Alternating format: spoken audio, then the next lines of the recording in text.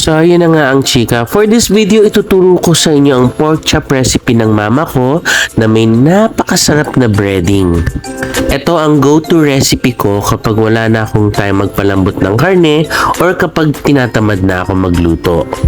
So, here are the steps. Step 1, i-marinate ang pork chop sa asin at paminta for about 15 minutes.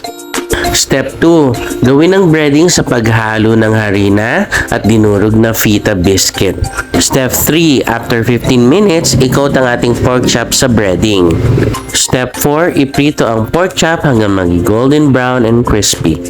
Step 5, ihain ang pork chop with your favorite side dish at sausawan.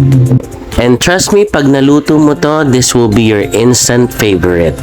And of course, huwag kakalimutan pa kainin muna ang ating alaga bago tayo kumain.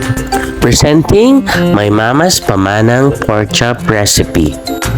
And that's it. I hope nagustuhan niyo ang shinare kong putahe for today.